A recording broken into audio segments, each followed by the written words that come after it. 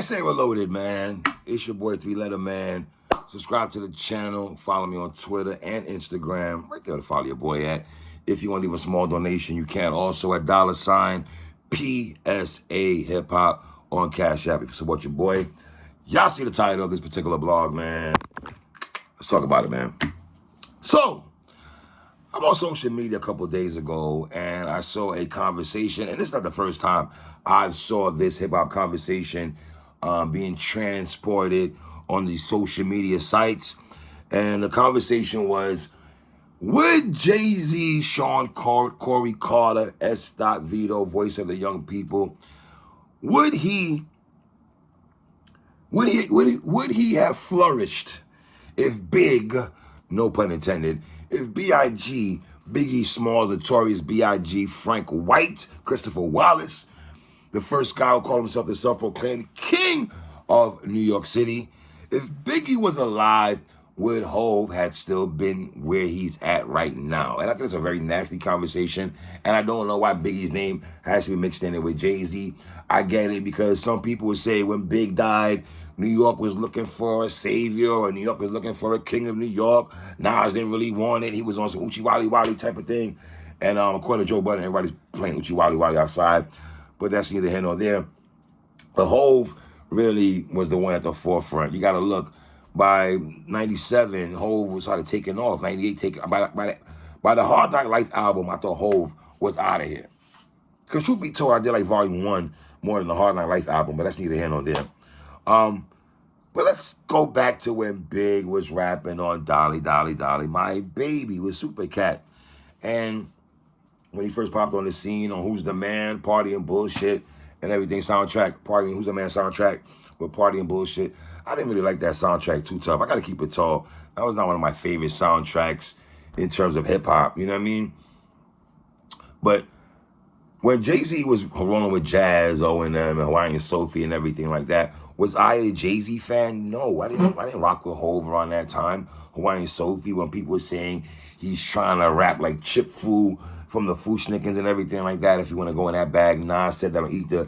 A lot of y'all ran with that, because a lot of y'all ran with a lot of stuff, though. When Nas said Jay-Z, Eminem beat Jay-Z and Renegade, a lot of y'all ran with that. I don't know if a lot of y'all was saying that. Some of y'all might have been saying that.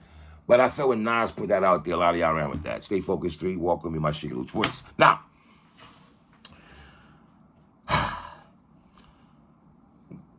on Blueprint 3, on the song, what we talking about? What did Jay-Z say, man? Dame made millions. Even Jazz made some scraps. Could have made more, but he ain't signed his contract, right? So, and I say that to say this. Around that time, man, when we talking about Brooklyn rappers, man, I'm talking about when Big, a multitude, you know, if you want to talk about AZ, Smooth the Hustler, Black Moon, OGC, the whole Black Moon, everything like that. I can't say I had Jay-Z and Small MOP and stuff like that. I did not have Hov sitting at the table with those guys around that time. I just did not have them at the time. When Method Man dropped Bring the Pain and everything like that, Hov was not even somebody, it wasn't even a thought to me. This wasn't a thought to me, right? Now, if you go back to 1996 on Jay-Z's debut album, Reasonable Doubt, with the song Brooklyn's Finest, the back and forth between Jay-Z and Biggie Smalls, you want to say they was in a Run DMC bag. Because a lot of times, sidebar, we say when guys go back and forth, we say Jaden Styles first, right? And then you might go to Tech and Steel with Black Moon.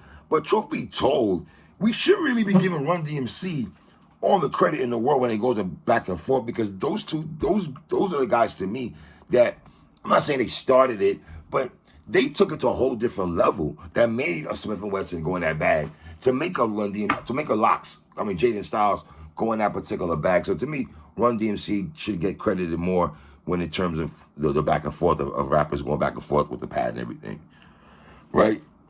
Now, Clark Kent, DJ Clark Kent, he tells a very ill story, and Big tells a story, Jay-Z tells a story. There's so many different versions of when Brooklyn's Finest was being done in the stew. Clark Kent tells this story about how, you know, obviously Clark Kent was Biggie's DJ but Jay-Z was his artist. Think about that for a second. Clark Kent was Biggie's DJ, and he was Jay-Z's manager at the same time. So the Clark, it's like he's putting the word out to Big that, yo, Hov is nice, X, Y, and Z. And the way the story's told from Clark Kent, I'm not saying they made it, Big was looking down on him, but let's be honest, man. By the time Juicy and Ready to Die dropped and everything like that, Hov was here, and Big was here, and Hov was somewhere down there, bro. Let's just call it what it is, man. You know what I'm saying? I mean, by '97, Hov he could throw that. Who's the best MC? Biggie, Jay-Z, or Nas? He couldn't say that '94. He couldn't say '95. He couldn't say '96, right? If we're just having transparent hip hop conversations, right? Now, he says that he introduced Clark Kent. I'm talking about. He introduced Jay and Big. Clark Kent said he made a studio.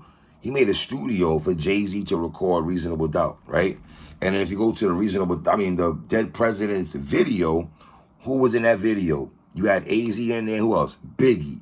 Now, if you don't think that was big, no pun intended, it was big to have Biggie in Hov's video, Dead President. That was a big move for Hov. That was a good look for Hov. We're looking like, okay, Big is sitting down next to this dude.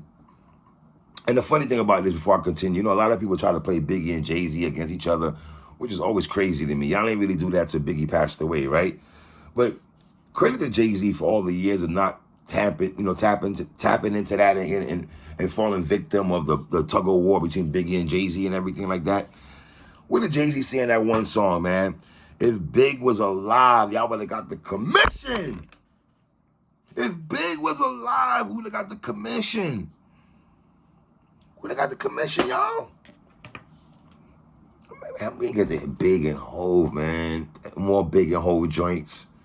More Big and the Locks joints. Biggie and DMX. Like, those would have been just crazy joints in my opinion, y'all. Right? So, now the story also goes about Clark Kent was telling Big that Hov doesn't write his rhymes. And the way Clark Kent made it sound like when they were doing Brooklyn's Finest, I guess the story from him goes that I guess Biggie was handing Hov the pad or something like that. And the wild thing about that story that is they went to the studio to record, didn't finish recording. It took Biggie a month to actually drop his vocals for Brooklyn's Finest and everything like that. According to Clark Kent, it took Biggie a month to actually lay his vocals and everything like that, right? So, but Clark Kent has a version, like I said, Biggie has a version of his story, Jay-Z does also. And then you go to the song Young G's, right? Because I felt by the time they got to do Young G's, the song off Puff Daddy's debut album, No Way Out, the best song on there to me was Young G's with Puff, with Puff, Hov, and Big.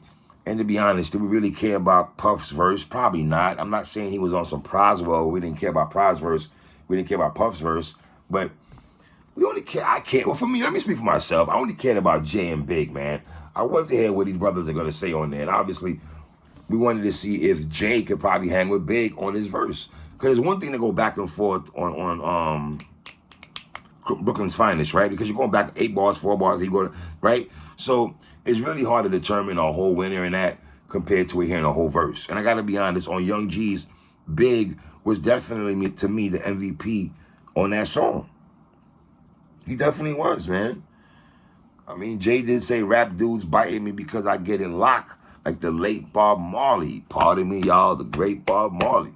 Like, I keep it ghetto like sunflower seeds and quarter waters. Like, Hov was rapping on here. Do not get it twisted. Hov was rapping on Young G's. But to me, Big was just different, bro. Big was just driving dirty and J30's getting bent into my head hoes, my murder mommies. I be smoking trees and believes why they find me. While you killing niggas with Panani.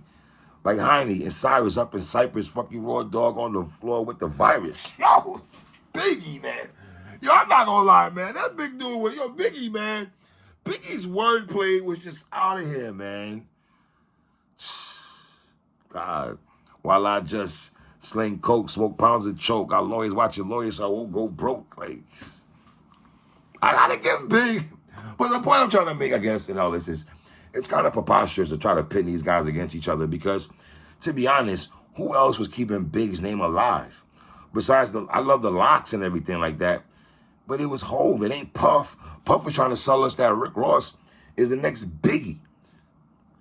So when y'all be saying that, oh, Hov, you know, how many times you gonna take Biggie's lyrics out your fat lip, whatever, whoever said that, like, Nas said that, right? Part of Nas said that. To me, it's like, Nas ain't gonna do it. Hov did. Hov did. To me, Hov kept Biggie's name alive. Y'all was looking like he was biting. What he said? I'm big enough my borough. I'm big enough to do it. Like he told y'all. I think when y'all be trying to rate Big again, I think Hov gives it up to Big. But to say that Big is better than Jay, to me, that's kind of crazy. Just in terms of body of work, we haven't. 97 was the last album that Biggie gave us. Life After Death. Do not tell me Born King. We're not doing that. No, we are not putting Born King up there. No. We're not doing that, fam. Relax yourself. So to me, it's like, I don't know, man. It's Big and Hov, man. I love both those dudes, man. So I see people saying, oh, Jay. So let me say this in closing. All the music that Jay would have done, are we saying that it would not have hit if Biggie was alive? So we don't like none of Hov's albums, right? Are we saying we do not like Volume 1? The Hard Not Life song would have not got Hov out of here if we're saying that? This just sounds, I don't know. Leave comments on the bottom, man. Tell me what y'all think, man. It's your boy 3, man. 1.